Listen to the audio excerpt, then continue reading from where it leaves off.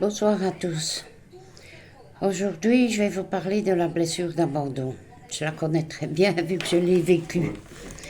En fait, on vient avec nos blessures, mais bien sûr, on choisit nos parents, comme je vous ai dit, qui vont réveiller ces blessures.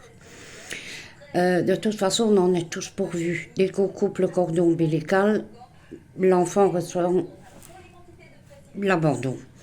Mais certains ne font pas vivre cette blessure-là outre mesure. Certains sont plus impactés que d'autres. Ça peut être quand on dépose l'enfant à l'école, un enfant qui l'a mal pris, ou quand on met l'enfant chez papy-mamie pour aller faire des courses, l'enfant. Parce que la blessure d'abandon, elle est instaurée par le parent du même sexe, donc la mère. Dès lors que la blessure d'abandon va s'amplifier, l'enfant va avoir tendance à s'enrober, à combler le manque d'amour, de ce manque, de cet abandon qu'il ressentira par la nourriture.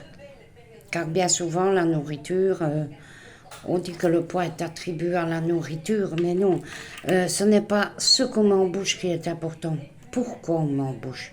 Ça, c'est important. Il y en a qui mangent par émotion, il y en a qui mangent par manque, il y en a qui mangent par ennui. Enfin bref, même si l'enfant va avoir tendance à manger pour remplir ce manque. S'il est adolescent, il pourra peut-être plonger dans l'alcool ou remplir ce manque, cet abandon qu'il ressent très fortement. Il va avoir tendance, comme j'ai dit, à s'enrober pour protéger cette blessure. En grandissant, il va lui aussi abandonner beaucoup de choses. Il n'ira jamais au bout des choses. Il va toujours essayer d'être premier à l'école, d'avoir de bons points et tout, pour être sûr d'être aimé. Parce que l'enfant qui ressent l'abandon, il n'attribue pas l'abandon à ses parents. Ses parents représentent la figure de protection et d'amour. Donc, c'est envers lui. Il se dit, je ne suis pas digne d'être aimé, vu qu'on m'abandonne. Donc, je mérite d'être abandonné. C'est comme ça que l'enfant va grandir avec cette blessure. Il va s'attribuer la blessure d'abandon envers lui, qu'il ne mérite pas d'être aimé, qu'il ne mérite pas que quelqu'un soit avec lui. Et il va grandir, bien sûr tout ça est inconscient, il va grandir avec cette croyance inconsciente-là. Plus tard, bien sûr, lui n'ira jamais au fond des choses. Il abandonnera souvent une tâche ou un emploi avant d'être abandonné encore une fois. Parce qu'il ne veut pas revivre cette blessure d'abandon. L'ego ne veut pas revivre cette douleur qu'il a ressentie en tant qu'abandon. Donc il abandonnera bien souvent les choses. Et quand il va être en couple, il va faire vivre un enfer à ses partenaires.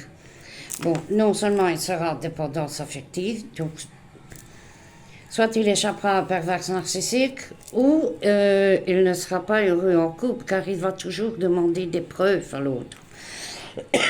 Ce manque, ce puzzle qui lui manque, il va essayer d'aller le chercher ailleurs, dans l'autre partenaire. Si il fait un message qu'on ne répond pas tout de suite, il ou elle fait un message et qu'on ne répond pas tout de suite, il va se faire des crises d'angoisse, des paniques. Qu'est-ce qui se passe? Pourquoi il ne répond pas? Tout de suite, la peur d'abandon va être... La plaie va s'ouvrir. Pourquoi il est fâché? Qu'est-ce que j'ai fait? Et voilà. Et ça va être un Steven Spielberg dans la tête. Un scénario, un film. Parce que c'est difficile à vivre pour l'autre partenaire aussi. Parce que... toujours lui demander des preuves d'amour. Il arrive un moment qui va être débordé. Et inconsciemment, celui qui est atteint de la blessure d'abandon peut se créer des maladies lui-même. Comme ça, au moins, on s'occupe de lui, il n'est pas abandonné. Il ou elle. Elle va se créer même des maladies, des fois graves et rares, pour être sûr qu'on s'occupe d'elle. Comme ça, vu qu'on s'occupe de moi, mais finalement, quand la personne, donc qui a la blessure d'abandon, va se rendre compte qu'au lieu d'attirer des foules à elle, en fait, tout le monde s'enfuit. Tout le monde, elle chasse tout le monde parce qu'elle elle peut plaire, quoi. Elle peut l'énergie des autres personnes. Mais c'est inconsciemment qu'elle fait ça, elle ne s'en rend pas compte, elle n'en est pas consciente. Donc, ce qui risque d'arriver, c'est que tout le monde s'en détourne. Et là, alors, peut-être il aura un déclic en elle et qu'elle dira, oh, j'en ai marre, toujours être malade et tout. Comme tout le monde, moi aussi, je veux... Là, peut-être qu'elle pourrait s'en sortir. Ou bien alors aller jusqu'à l'extrême souffrance et qui lui fera aller vers la compréhension de la spiritualité. La spiritualité n'est pas une religion. Nous sommes tous des êtres spirituels venus vivre une expérience humaine. Par l'inverse, nous ne sommes pas des humains qui d'un jour ou l'autre plongent dans la spiritualité. Non, enfin ça arrive, moi ça m'est arrivé, mais l'âme, jusqu'à 40-50 ans, nous laisse faire nos petites bêtises dans la matière, c'est notre terrain de jeu. Mais si après elle voit qu'on n'est pas dans notre ligne d'action, qu'on doit être, si on ne travaille pas sur soi, si on ne va pas dans la spiritualité, qui n'est pas une religion, encore une fois, je le répète, c'est une connaissance de soi, spirituelle, all spiritual, je suis un esprit. D'ailleurs, en romantique, Jésus, je suis descend de Jésus, parce qu'on a tous une part divine en nous. Notre âme, justement. Et voilà, donc l'âme est venue sur Terre pour transcender des blessures, pour... bon, il y a le chemin de vie, moi je suis une chemin de vie 6, la tolérance, le foyer, les responsabilités, mais surtout la famille. On ne peut pas demander à une 6 d'être heureuse sans sa famille, c'est pas possible. Comme pour un 8 heureux sans argent, mais ça on en parlera plus tard. Chaque chemin de vie a son... Et l'âme, en venant sur Terre, donne l'aspiration profonde de ce foyer, de cette famille et tout.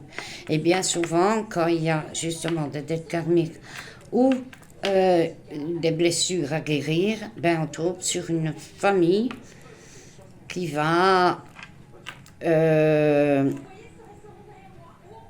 qui ne va pas jouer son rôle pour que, à bout de saturation, la personne plonge dans la spiritualité, elle n'a plus aucun recours, car ce n'est pas quand tout rose et tout violette que les humains se tournent vers plus haut.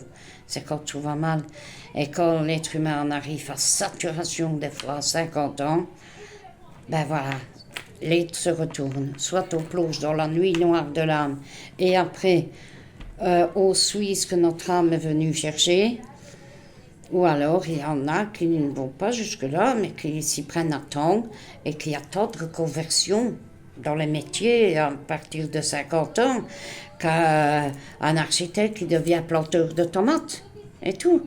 C'est parce que dès le départ, on a été conditionné par les parents, par l'école, par la société. Des fois, c'est écrit sur un diplôme, architecte ou médecin. Ah, je suis ça, c'est écrit sur un papier. Et en fait, c'est pas ça que l'enfant voulait. Ce n'est pas ça que l'âme était venue expérimenter dès le départ. Et c'est comme ça qu'il y a des burn-out. Et voilà, donc il faut se connaître. Et plus tôt on s'y prend, mieux c'est.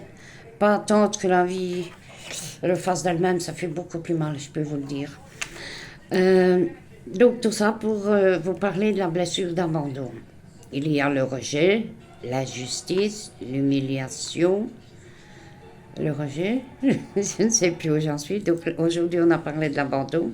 Il y a le rejet, l'injustice, l'humiliation et l'injustice. Oh, il a 5 blessures à l'âme. Mais voilà, je ne connais plus mais le rejet, l'injustice, l'humiliation, la trahison. Voilà, on parlera de la blessure de l'humiliation la prochaine fois parce que c'est ma 2e blessure primaire à moi.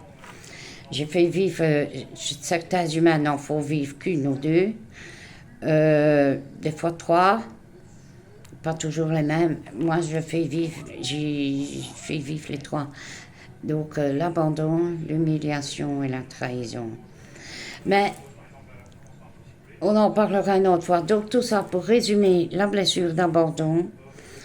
C'est une personne qui qui s'enrobe, l'enfant va s'enrober, plus tard il ira chercher ce qui lui manque ailleurs, et toujours demander des preuves qu'il est aimé, et il abandonnera.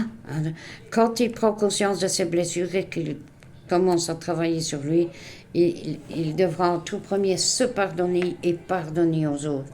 Car tous ceux qui l'ont abandonné n'étaient là que comme miroir pour lui montrer qu'il avait cette blessure à travailler. L'extérieur est le reflet de notre intérieur. Et là aussi, pour les blessures de l'âme, le miroir, le face-à-face est toujours un miroir. Donc voilà, pour la blessure d'abandon. Donc, si vous êtes enrobé et tout, il y a grande chance que vos parents étaient séparés, que vous vous êtes sentis abandonnés par un des parents. Et voilà. Allez, bonne soirée à tous. Bisous, à bientôt.